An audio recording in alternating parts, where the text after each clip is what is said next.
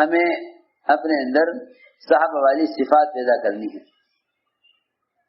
ہمیں اپنے اندر صحابہ والی صفات پیدا کرنی ہے. اپنے اندر صحابہ والی صفات پیدا کرو. صحابہ میں ایک بڑی صفت یہ تھی کہ جب وہ کسی کو اسلام میں آگے بڑھتا ہوا دیکھتے تو اپنے آپ کو اس کے ساتھ کر دیتے تاکہ اللہ ہم سے بھی کام لے لے. اللہ ہم سے بھی کام لے لے. دیکھو یہ ہے اصل بات. حسد آدمی کو تنہا کر دیتا ہے کیونکہ کام اللہ کا ہے. کام اللہ کا ہے. وہ اپنا کام جسے چاہے لیں. کام اللہ کا ہے. وہ اپنا کام جسے چاہے لیں. کام اللہ کا ہے. وہ اپنا کام جسے چاہے لیں. بندے کو اس میں کوئی دخل نہیں ہے. ہم علیہ صاحب فرماتے تھے کہ اللہ نے ابابیل سے ابرہہ کے لشکر کو ختم کرنے کا کام لے لیا تو کیا کوئی ابابیل سے حسد کرے گا؟ سنو، ابابیل سے چھوٹی چڑیاں ہوتی ہیں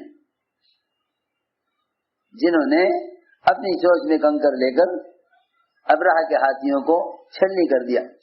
کام اللہ نے کس سے لیا؟ چڑیوں سے. کیونکہ ہمارے یہاں کام لینے کے لیے قابلیت شرط نہیں ہے، قوت بھی شرط نہیں ہے. ہوا میں اڑتے اڑتے، فضا میں اڑتے اڑتے اپنی چونچ میں کنکر لے کر اتنی قوت اللہ نے سے پیدا کی کہ اس نے ابرہہ کے ہاتھیوں کو بھوسا بنا دیا.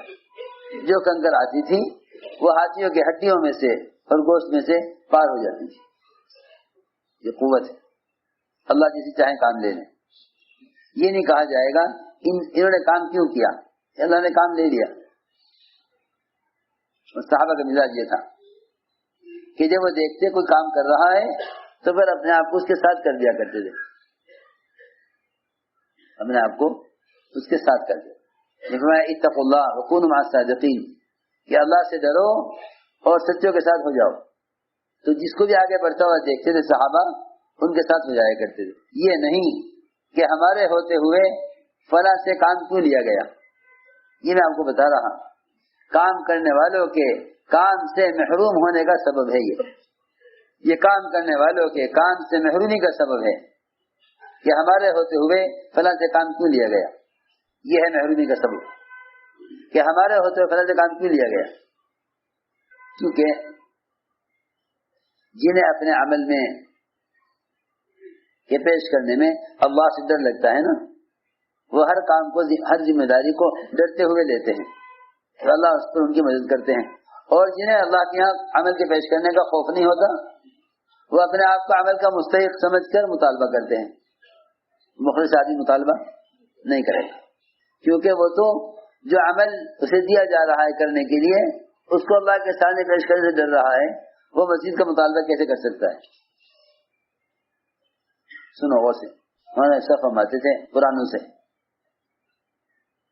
کہ اگر تم سال بھر بھی یہاں رہو اور تم سے کوئی کام نہ لیا جائے، فرماتے تھے قرآنوں سے کہ اگر تم سال بھر بھی یہاں رہو اور تم سے کوئی کام نہ لیا جائے اور تمہارے ذمہ دار تمہارا سال بھر کوئی استعمال نہ کریں اور پھر ایک مرتبہ یہ خیال آ جائے کہ ہم سے کام کیوں نہیں لیا جاتا تو سمجھتے تھے کہ پھر مخلص نہیں ہو. مخلص نہیں ہو. مخلص تو وہ ہے کہ اگر سال بھر بھی کوئی استعمال نہ ہو تو اللہ کا شکر ادا کرے کہ اے اللہ تیرا شکر ہے کہ مجھ پر کوئی ذمہ داری ڈالی نہیں گئی. سنو غور سے. یہ ہے بات کہ مخلص آدمی مطالبہ نہیں کرے گا کیونکہ جو اعمال اس کے اپنے ہیں کرنے کے وہی اللہ کے قبول ہو جائیں. اسے اس کا فکر ہے، اسے اس کا فکر ہے. صحابہ کا مزاج یہ تھا کہ اگر وہ کسی کو آگے بڑھتے ہوئے دیکھتے تو اس کے ساتھ ہو جاتے.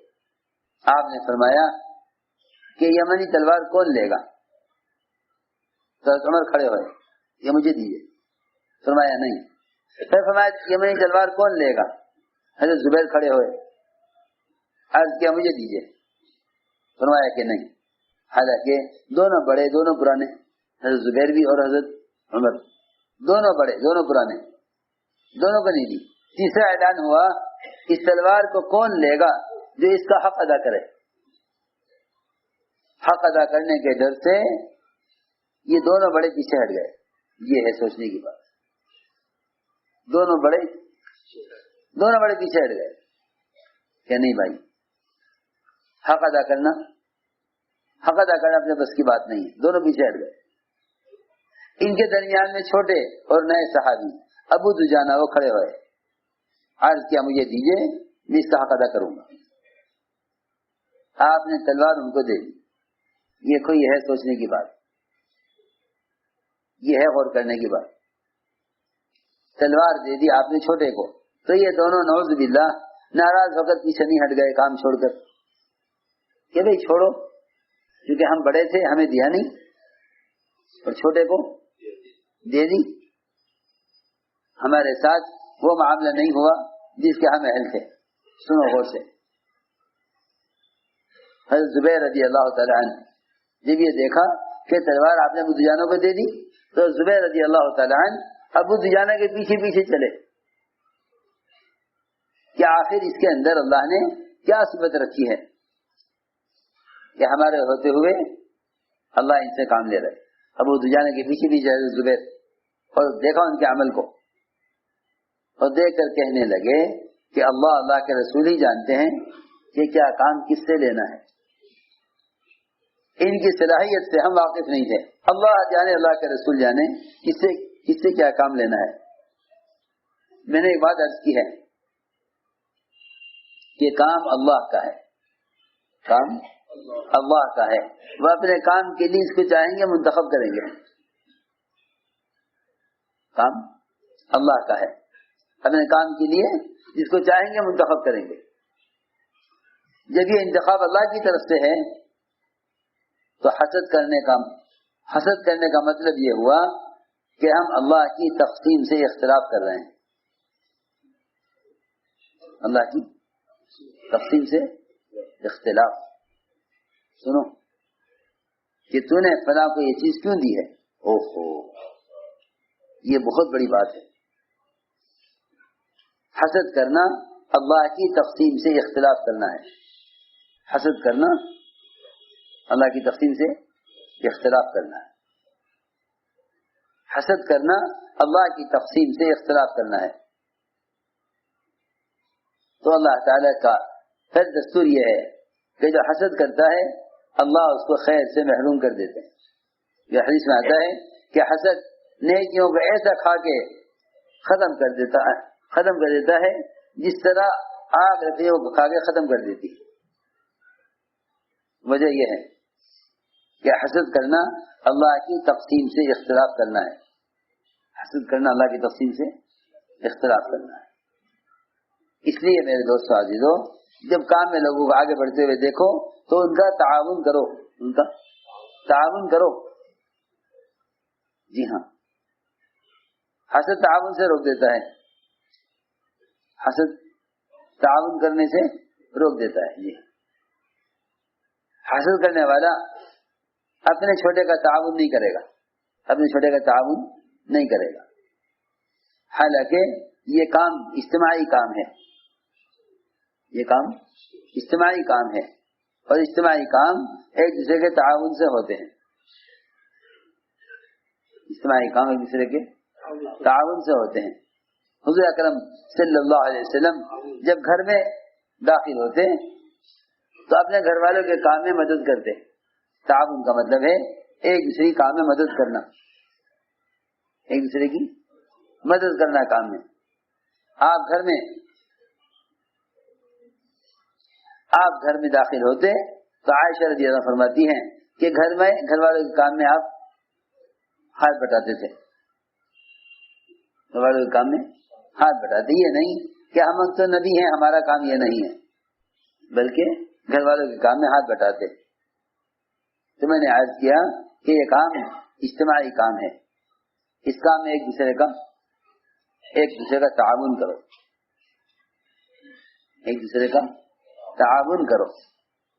اور جو کام میں آگے چل رہے ہیں کہ ان کا ساتھ دو, ان کا ساتھ دو تاکہ اس خیر میں تمہارا حصہ ہو جائے. اور اگر چھوڑ کے بیٹھ گئے تو اللہ کی ذات مستغنی ہے.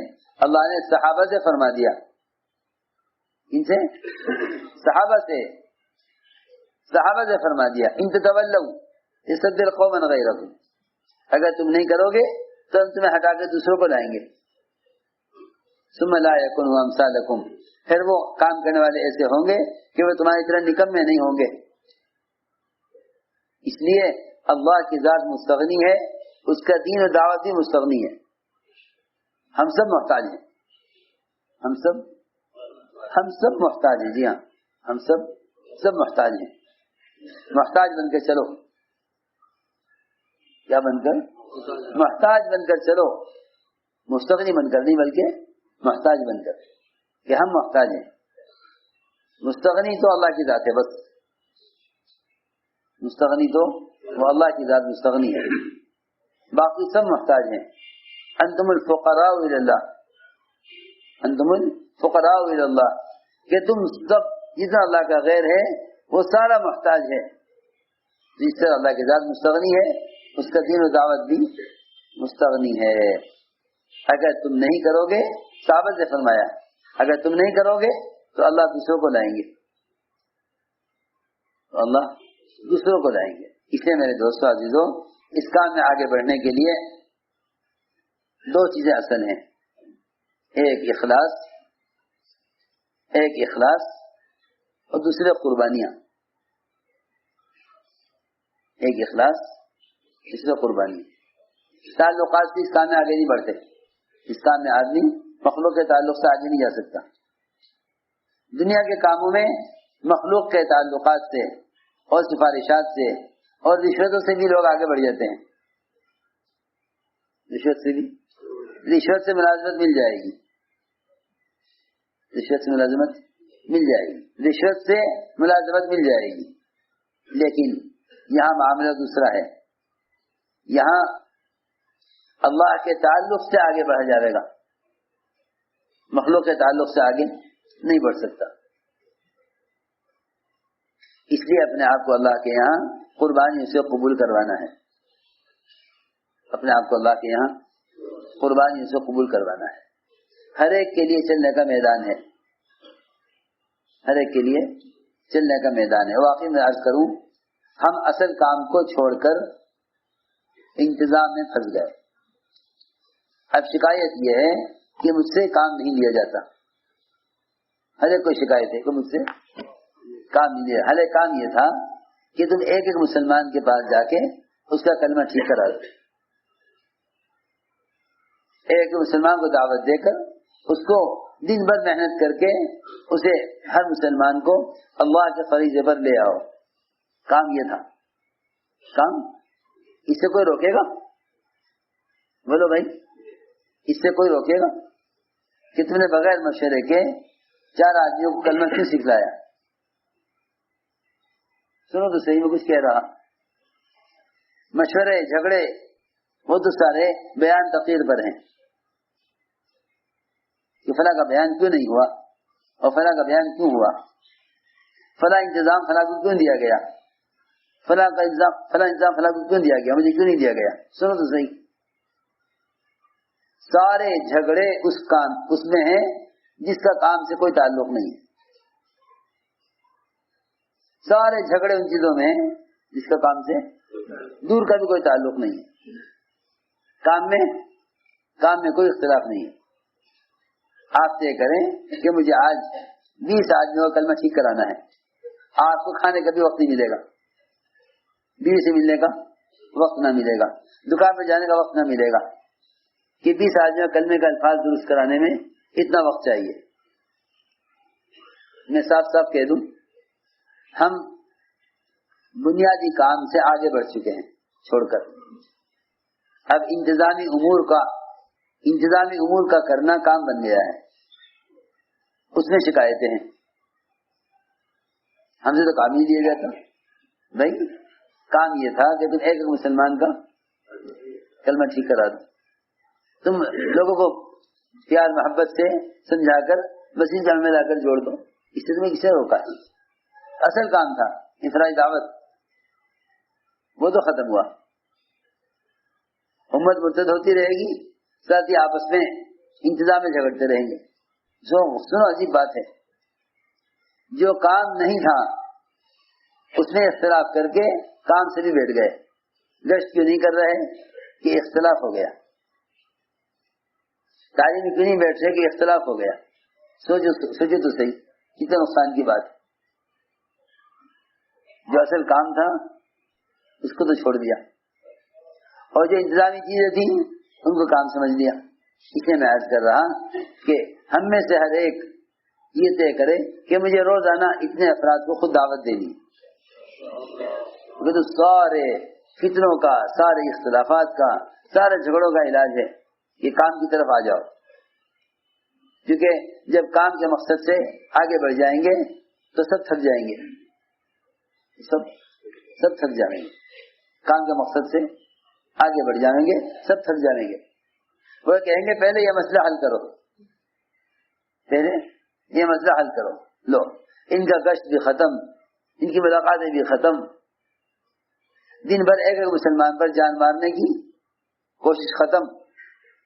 جی ہاں، اب گھنٹوں سارا دن بحث و بحث میں گزر جائے گا کہ فلاں مسئلے کا حل کرو. حالانکہ تبلیغ میں کوئی مسئلہ، ہمارے یہاں کوئی مسئلہ ہے ہی نہیں سوائے امت کو جہنم سے بچانے کی. کہ بھائی سب سے بڑا مسئلہ آخرت کا ہے نا، سب بڑا مسئلہ آخرت کا ہے نا. تو سوال میں اپنے آپ سے سوال کروں، آپ اپنے آپ سے سوال کریں کہ ہم روزانہ اس سب سے بڑے مسئلے کے لیے کتنی کوشش کرتے ہیں.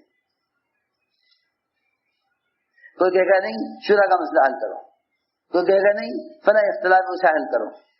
جھگڑوں میں پڑ گئے اور کام سے محروم ہو گئے. میں تو سوچ رہا تھا کہ ہمارا سارا کام سمٹ کے ممبر پر آ گیا، سارا کام سمٹ کے ممبر پر آ گیا. حالانکہ نبوت کا کام یہ نہیں ہے. نبوت کا کام یہ ہے کہ ایک ایک فرد کو جا کر دعوت دینا اور دن بھر گلیوں میں ٹھوکرے کھانا. اس کے لیے یہ تھا نبیوں کا کام. جی ہاں، میں تو بہت سوچتا رہتا ہوں کہ اصل کام سے کام کرنے والے آگے بڑھ گئے ہیں، اس لیے فتنوں میں پھنس گئے. جو کام نے کرنے کا تھا اس کو چھوڑ دیا. امت مرتد ہوتی رہے گی یا آپس میں اختلاف کرتے رہیں گے، یا آپس میں اختلاف کرتے رہیں گے. امت مرتد ہوتی رہے گی. یہ کہیں گے پہلے یہ مسئلہ حل کرو، گشت بعد میں دیکھیں گے. ہاں، جو کام نہیں تھا اسے کام سمجھ بیٹھے، جو کام تھا اسے چھوڑ بیٹھے، جو اصل کام تھا اس کو چھوڑ بیٹھے. اس لیے عرض کر رہا کہ سارے فتنوں کا ایک ہی حل ہے، اپنے کام کی طرف واپس آ جاؤ. روزانہ یہ طے کرو مجھے اپنی ذات سے اتنے آدمیوں کو دعوت دینی ہے. کم سے کم 25 آدمی روزانہ طے کر لو کہ مجھے انہیں خود دعوت دینی ہے. سارے فتنوں کا حل ہے، سارے فتنوں کا حل. ورنہ ایک دوسرے کی کاٹ میں لگنے کو کام سمجھ بیٹھیں گے. ممبر تو دین کے تعارف کی جگہ ہے، محنت کی جگہ نہیں ہے. ممبر تو تعارف کی جگہ ہے، محنت کی جگہ نہیں ہے. اس لیے میرے دوست عزیزوں، عمومی کام میں لگو، اس میں عمومی کام میں لگو اور اپنی اصلاح کے لیے پھرو. دوسرے کی اصلاح کا ارادہ ہرگز نہ کرو. دوسرے کی اصلاح کا ارادہ ہرگز نہ کرو. یہ دوسرے کی اصلاح کا ارادہ کرے گا، اوہو، اس راستے میں عجیب بات ہے. یہ دوسرے کی اصلاح کا ارادہ کر لے گا، وہ کسی نہ کسی فساد کا شکار ہو جائے گا. سب سے بڑا فساد تو یہ پیدا ہوگا کہ وہ اپنے آپ کو دوسرے سے بہتر سمجھ بیٹھے گا، کیونکہ اس کی نظر ہمیشہ دوسروں کی خرابیوں پر رہے گی، خوبی پر نہیں رہے گی. اس کا نقصان یہ ہے کہ آدمی دوسرے کی خرابیاں دیکھے گا، اپنی خوبیاں دیکھے گا. اس لیے عرض کر رہا کہ انفرادی دعوت میں اپنے آپ کو زیادہ مشغول رکھو. اس میں انفرادی دعوت میں اپنے آپ کو زیادہ مشغول رکھو. انفرادی دعوت میں اپنے آپ کو زیادہ مشغول رکھو. سارے فتنوں کا علاج یہ ہے کہ رات کو غور کیا کرو کہ آج صبح سے شام تک میں نے کتنے مسلمانوں کا کلمہ درست کرایا. کتنوں کو دعوت دے کر ان سے اللہ کا فریضہ ادا کروا دیا. سوچو تو صحیح. ایک دن تو بیٹھ کے غور کرو کہ آج صبح سے شام تک کتنے مسلمان میرے ذریعے سے نماز کی ادائیگی پر آئے, کتنے مسلمان میرے ذریعے سے صحیح کلمہ پڑھنے والے بنے. اگر رات کو غور کرو گے اس سے ہمیں اندازہ ہوگا کہ ہم کام سے کتنے پیچھے چلے گئے. یہ تھا حاصل کرنے کا کام. اسے میرے دوستو عزیزو اس کا عزم کرو. تو یہ ہمیں کام میں لگنا ہے, ہمیں کام میں لگنا ہے. جی ہاں, دیکھو باقی میں عرض کر رہا